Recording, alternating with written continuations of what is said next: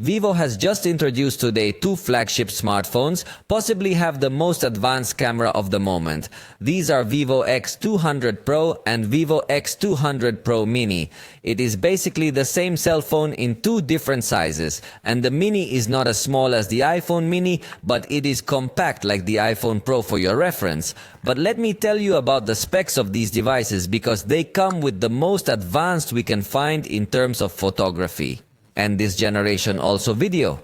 For starters, their designs are very nice. We will find blue, titanium gray, moonlight white, and finally carbon black colors.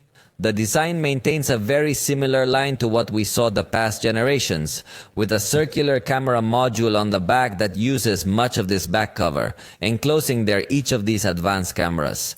And of course with the Zeiss badge, which is the collaboration that they have to have very advanced lenses, very advanced bokeh effect algorithm as well. And this generation Zeiss is not only integrated in the cameras but also in the display. This display is 6.78 inches with LTPO technology, peak brightness of 4500 nits, and can vary its refresh rate from 0.1 Hz to 120. It is the first display I've seen of this style in a smartphone. It is extremely efficient and also with an exaggeratedly accurate color rendering, as all this color rendering algorithm is made in collaboration with Zeiss. The Mini model has the same display technology but with a size of 6.3 inches.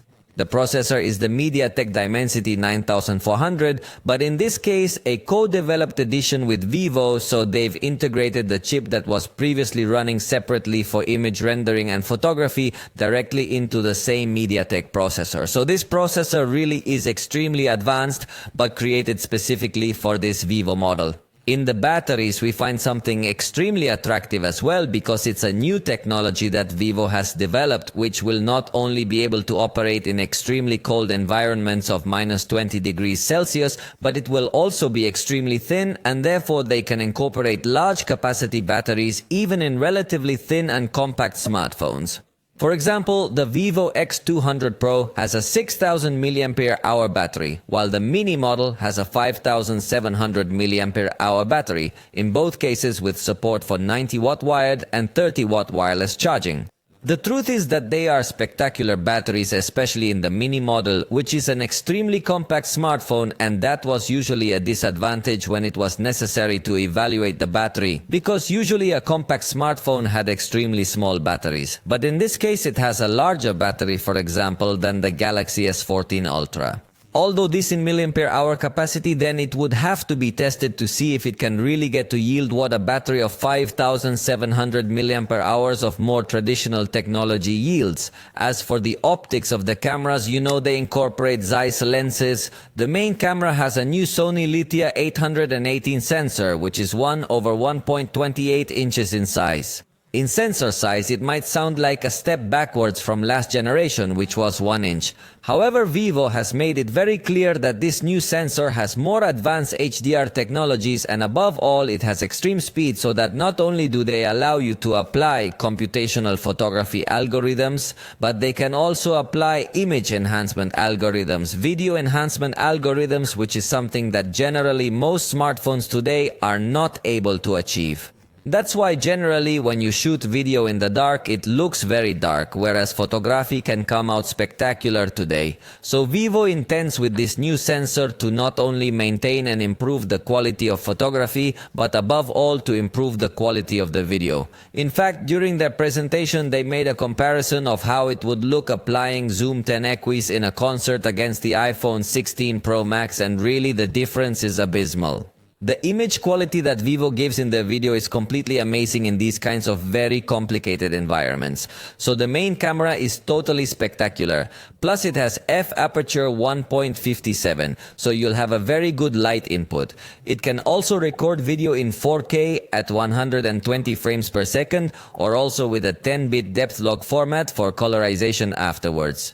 But the telephoto camera now integrates a 200 megapixel sensor. That is, it is the same telephoto camera that we would find in the Vivo X100 Ultra, which is spectacular. I have already had the opportunity to test this device, and zoom really gets to have a very good quality. This generation they have improved the algorithm to have even better level of detail and look natural without looking totally faked or artificial.